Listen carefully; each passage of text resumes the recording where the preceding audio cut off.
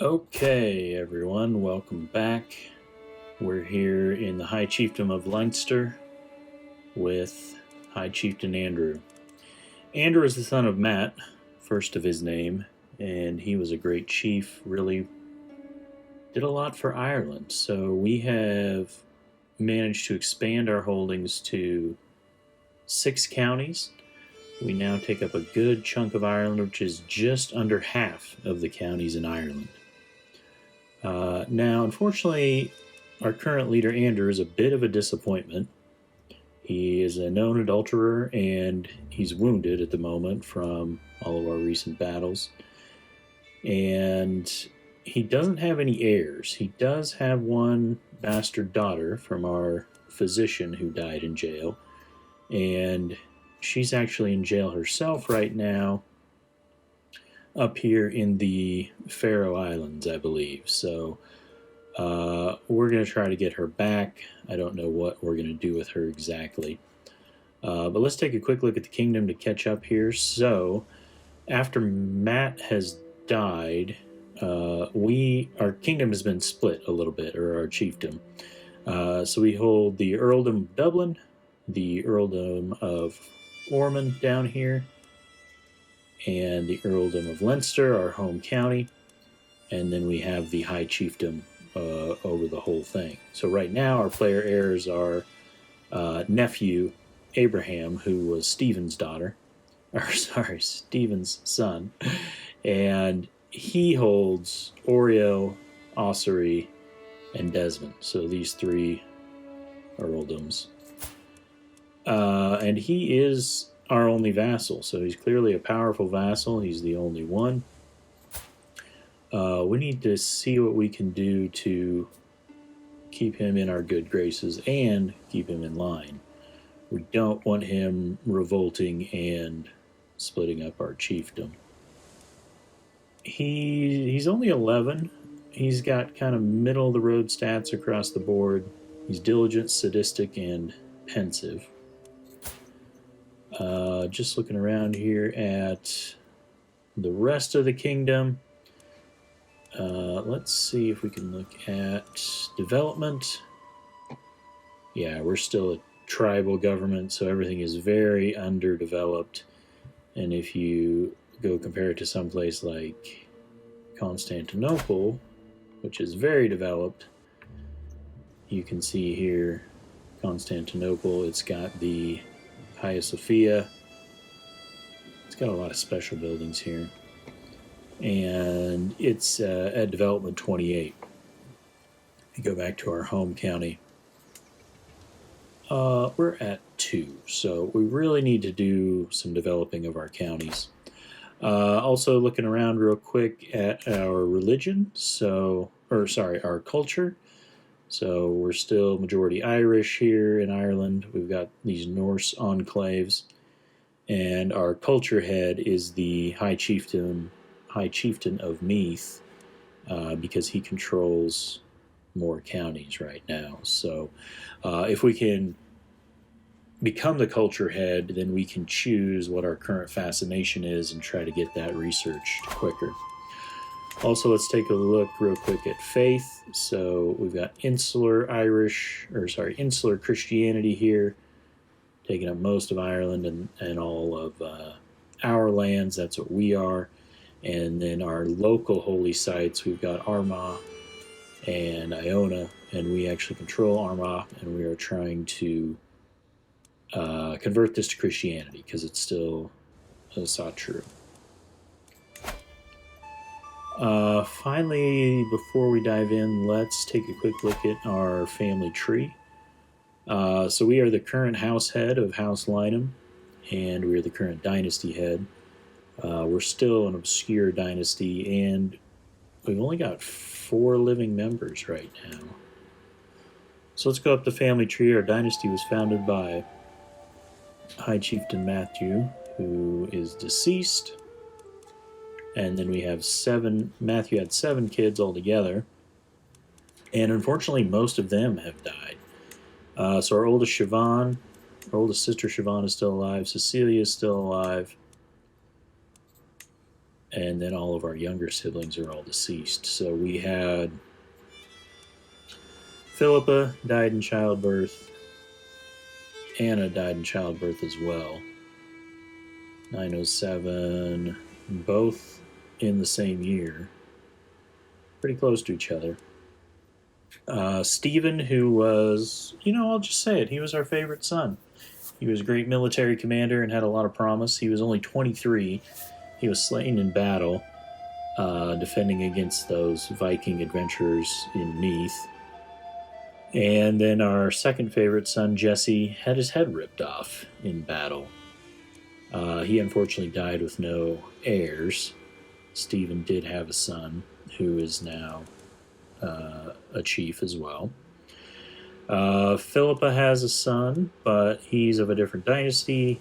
So is Anna's son, both of different dynasties. Our older sister Cecilia, I think she's been married a couple times, so her two sons are of different dynasties. And then our oldest sister Siobhan has 4 kids, all of the same dynasty, because we married her into the family that controls the High Chiefdom of Meath. So right now the dynasty is kind of struggling. We don't have a lot of living members. We got to do a lot of work here as Andrew to really increase the standing of the family. So he's 38. His wife is 47, so she's already past childbearing age. We're going to have to get some secondary spouses here to build up the family tree. So Andrew is a pretty solid diplomat, and he's a great steward. So we should be okay there. We've got to manage the realm we've inherited now. So let's go ahead and get some of these initial things taken care of. He's also already at stress level 1. We got to bring that stress down. So we're going to have to go on a hunt. But let's start by choosing a lifestyle. So he's already a solid diplomat, so we're going to get a bonus because of our education. So let's go down the diplomat tree. And I think we're going to focus on family because, like I said, we have got to produce some heirs here and carry on the family tree. Now, if we don't, currently our heir is Abraham. So I don't know how much I want to kind of risk it and game the system. We can't control who he marries because he's already a landowner. So it's kind of risky if we just decide, oh, we're not going to have any heirs, and we, at our deaths, will play as Abraham in Stephen's line of the family. But we'll keep track of him for sure. So I think let's go ahead and choose the diplomacy lifestyle with a family focus because that's going to increase our fertility. And you can see Andy has already started down the August tree here, which is going to give us increased fame. We can commission epics. That's pretty cool. When we try to offer vassalization, we will get more acceptance. All right, so this is a lot about building prestige. We get down here to August, and that's going to help marshal and prestige. Okay. So there's a lot of really useful stuff in the diplomat lifestyle, and I think we're probably going to try to go over here to the befriend scheme pretty quickly because if we have friends, that's going to help us relieve stress, and our stress is already quite high, and it's giving us a fertility hit right now. We're going to have to take care of that. Let's go ahead and get our council appointed too. These are carryovers from Matt's council, but I think, yeah, we don't have a lot of choices, and they are already quite good. Let's... Boy, it is just a dog's breakfast here. I do... Yeah. We're going to have to make this guy our steward, although he's awful. And who do we got as a spy master? Yeah, this guy's our best choice, unfortunately. So let's get him in there. Just try to protect against schemes right now. We do have quite a bit in the bank, so we're sitting pretty good there. Fortunately, we don't have enough prestige to do anything. Military, we probably need to get some more champions. We're kind of low. We could increase our men-at-arms regiments because without those extra counties, our strength is down. So we're a little bit vulnerable right now, but we do have gold to buy mercenaries. We've got low county control, so let's go ahead and set. Now, our marshal's already down here in Desmond. He can continue doing that. We're going to go on a hunt right away as soon as we unpause it. And let's do that. Let a day or two tick over. And see if we can find a spouse. So, again, Andy, 38, just busy screwing around with our court physician, which she is dead now. We don't have a court physician currently. We do need to get our daughter back, all that kind of stuff, but let's see if we can find a spouse. So, since we're kind of focused on building up the dynasty, let's find somebody with some inheritable traits that are going to be good, who is also... wow, is this it? Reset to default, inheritable traits. We've got 4 choices, including a baby. Boy, it is just rough out there. Although this Sith Maith has robust, that's pretty good. Let's just see who's all out there all together. So let's maybe just adults or by age. Could get in a potential alliance there. She is a bastard. Lowborn hunchbacks and bastards. This lady is possessed, and she is a lesbian, so that's not going to be good for producing heirs. Sisul, however you say that. She's got pretty strong diplomacy.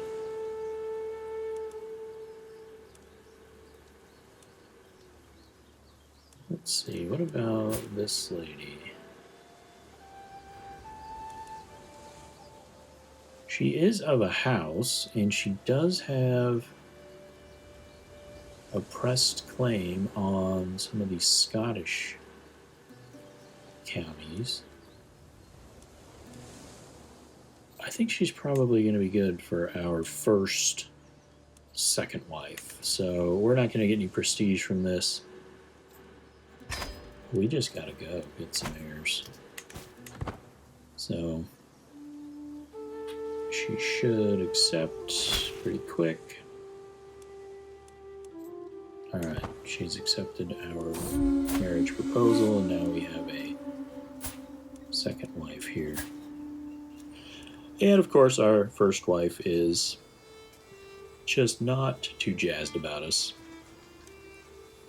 Alright, we're also going on our hunt here. So there's a rampaging bear. Just as my sister Cecilia and I crest a hill, we hear it. The snapping of twigs, the rustle of branches, birds screaming in fright. They are heralds announcing its arrival. A massive bear heading straight for us.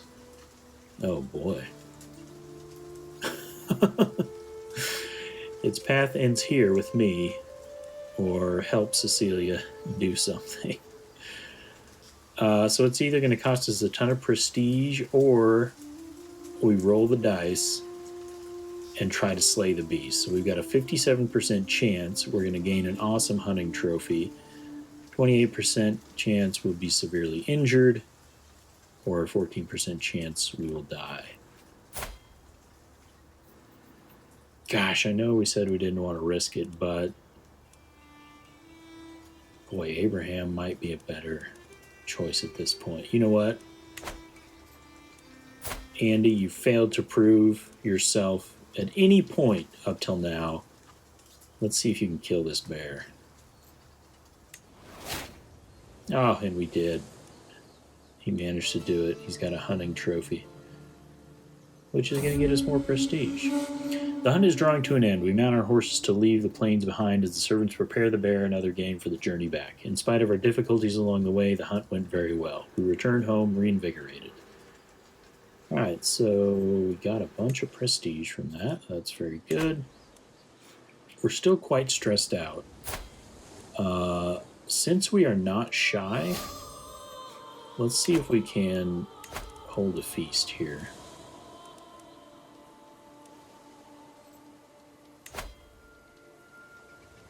So we can do this. We can hold a feast in Leinster. It's going to increase our vassals' opinions, but it is most importantly going to decrease our stress. We have got to get that down. A cheery gathering. The guests are gathered in the great hall, lords and ladies from near and far reaches of the realm. The mood is bright and spirits are high as the feast begins. Welcome, friends. So we can come in here. We can see who's joining us at the feast. Mostly family. Although nobody declined our invitation, that's good. Troubled sister, the pleading gaze I received from my sister Cecilia is taking on a desperate tone. A group of guests are approaching the corner she has hidden all evening. The walls are hindering her escape. The poor woman has never been good with people. So we can distract the converging guests. She's going to gain opinion of us. Or we can make fun of her and form a rivalry. I don't see any reason to do that, so let's just come to her defense. Also, she is looking haggard these days because she's inapeptic. Oh yeah, she's the concubine of this dude. Yeah, we were going to try to murder him, so... Boy, it is just not a good look. Alright. A laudable effort. As the feast is underway and our guests are eating and drinking merrily, High Chiefess Bethek approaches Violante and me at the great table. This is a marvelous feast. All compliments to the hosts. So this is my second wife, sucking up to the first one who hates her. Yes, I have done a great job, haven't I? Or my wife earns all the credit. Which will give us better opinion, but I think we need the prestige right now, and she hates me anyway. So let's just do that.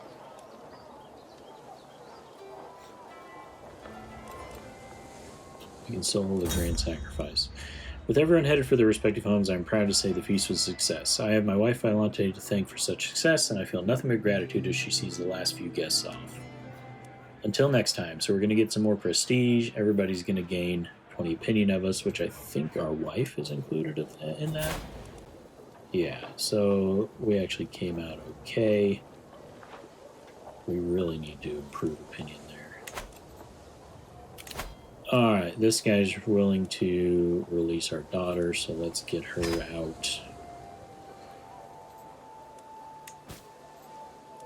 So she can get married.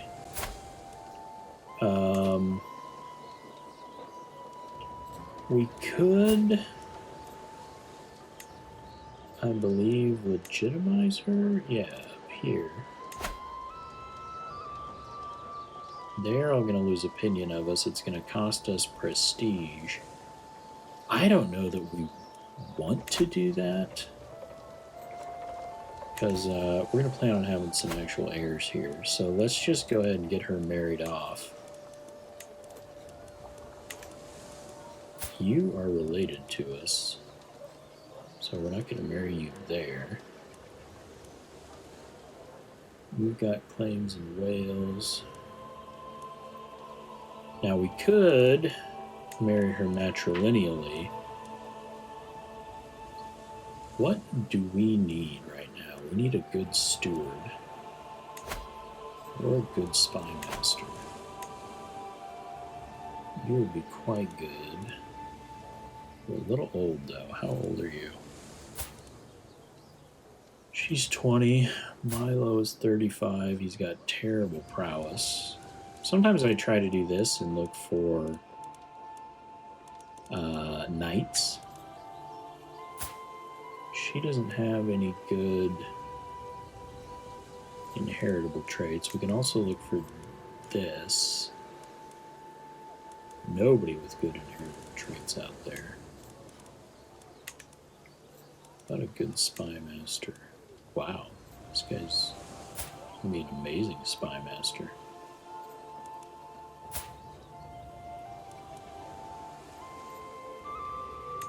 Yeah, I kind of like the idea of getting Pier in here.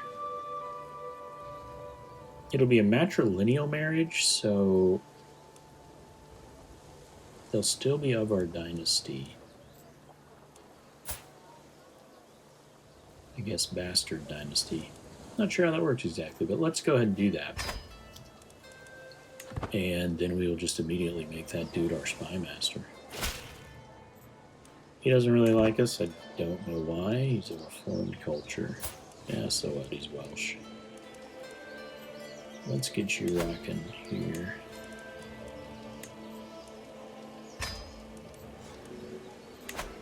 Now, has Andy killed anybody yet? No. Do we want to just murder this guy? Because he does still have our sister as his concubine. It's going to give us stress because he's just, but let's try it. If I switch the spy master to support the scheme, that right there gets us up to 22%. Not a lot of people are into this, but let's see what we can do. It's going to cost us some money. 15, it's not terrible. We're going to have to use this guy too.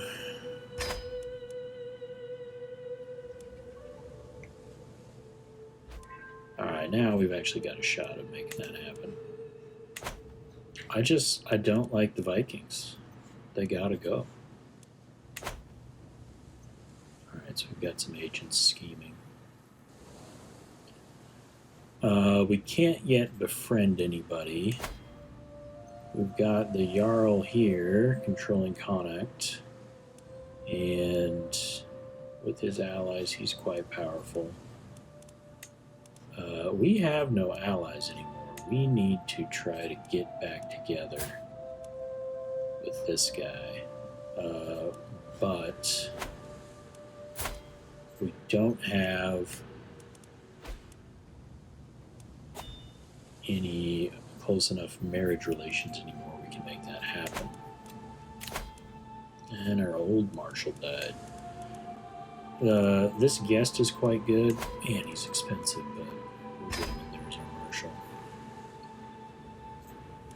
How is he as a knight? He's a 9, that's not the worst. We can still do the grand sacrifice thing, because we've got the Norse faith up here, which I think we need to go ahead and convert that. Let's get them over to insular Christianity. Ooh, this guy got a case of the herp. Not good. Okay, checking in on some other characters. This guy was the chief of Ormond that we took that county from. I don't think he's really going to be doing anything.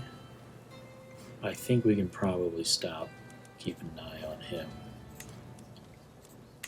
We also have Count Ogmunder, who looks like he has lost his titles. Oh, he is way down here.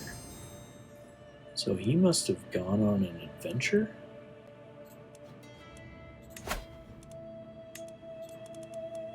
Okay, that was important. We'll come back to that. Yeah, he conquered this county way over here. So he is out of Britain. So that was the son of the Jarl that captured Matt's lover who was not Andy's mother. I believe that was Stephen's mother. We're going to keep an eye on him for murder purposes, but he is now too far away to interact with. I think we can go ahead and unpin him. We don't need to keep an eye on him anymore. Assassin, the time has come. My agents are in place. One of them will pay the assassin the very night the deed will happen. Another will ensure the wall is unguarded. A third will leave a subtle trail of candles to Chieftain Arnie's bedchamber. Everything is in place. Let's do it. The assassin performed spectacularly, and Chieftain Arnie of Freyr is finally dead. I have covered my tracks well, and if anyone suspects me for being behind the attack, no one dares say it out loud. I do love surprise visits. Now, we did gain some stress from that because we are just. We're not going to do the hold and sacrifice, so let's turn that off. I don't think that's of any interest to us. Oh boy, we are being raided real bad.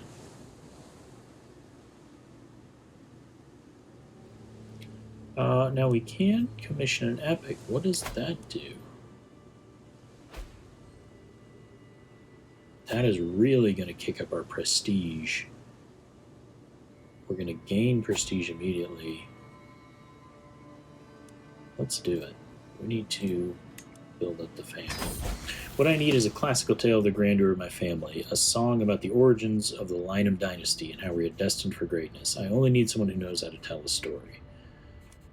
So Duncan is an exceptional storyteller. Dunacan, or Dalbach.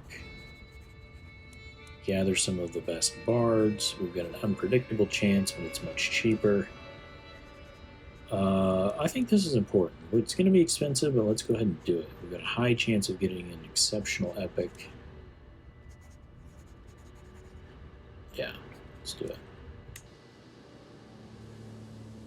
Alright, our counselor Bran was killed, unfortunately. Family epic perspective. My family epic seems to be progressing well, and some lines already sound like they will be quoted for decades to come, but Dunacan has a lot of questions about the focus of the story. It would be easier to answer if he wrote it all first. Then I could tell him what I dislike about it, but he insists he needs answers now. It should focus on me and my destiny, of course. It is a family history, so be generous. Tell the story as truthfully as possible. Let's go with the renown, because Andy should have some sense of guilt.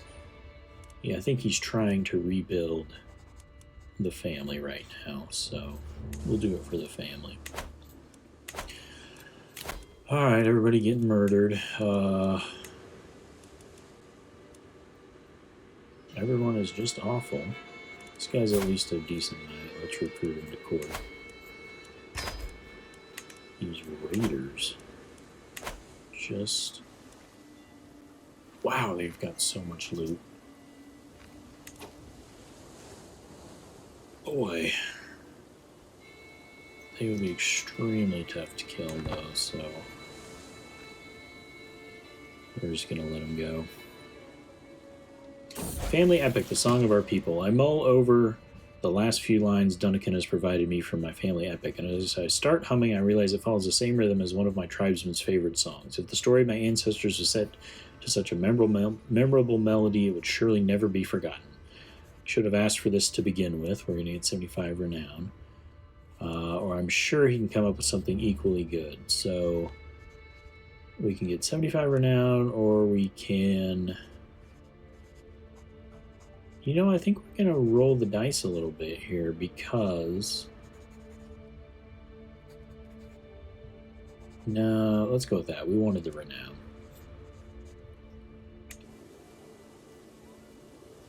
Alright, so we got our family epic. We did need to actually appoint this dude. Got a new steward now.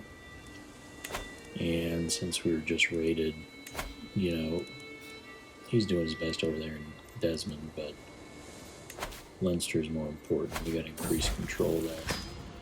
Family epic, Rider's Retreat. Dunacan has been caught trying to sneak off from his duties. Thankfully, a guard recognized him as he passed the gates. It is exhausting work, he defends himself. Day and night, my benevolent lord. I am desperate for a few days' rest. So we give him a break. $50. It's going to reduce our chance. Let's give him a rest. I think he's just pilfering us. We've lost half of our treasury already.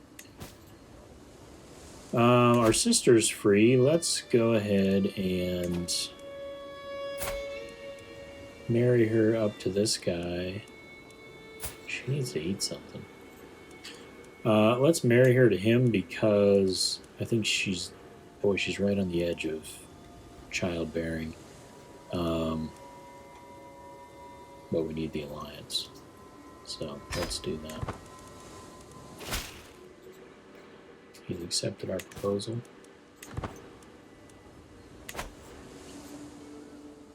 Alright, we got an alliance. That makes us much better off. A little less vulnerable now. Arnie's dead. Just unpin him. Family epic, honesty and perception. My Chancellor Menachem is listening to my family epic as it slowly coming together. A lot of it is not very plausible, such as the part of the hewing of the mountain, he tells me. On the other hand, who is to say what the past was like? If you are already doing embellishments, why not take it as far as we can? It's important that we tell a good story, after all, or it should be as true to life as possible, so we can get some lifestyle experience and honesty, which increases our scheme success chance, but I think we're going to take the prestige and family renown. We got quite a bit of renown out of that. That was quite good. And our prestige is way up there. The comfort of a friend. There are a few things I enjoy more than Siobhan's company. We walked the town together, tossing coin to the poor and forgiving a daring pickpocket. A few acts of charity and forgiveness can truly ease a stressed mind. After the short break, I felt more at ease than I had in a long time. I'm lucky to have a friend like Siobhan. Completely forgot about the troubles of the world for a while. So that is excellent that we have her as a friend. That's going to help lose stress. We're back down below the stress level. So I'm going to go ahead and call this episode there. This has just been kind of getting Andy's reign up and running. We're making some good moves for the family. So we will come back next time with more adventures.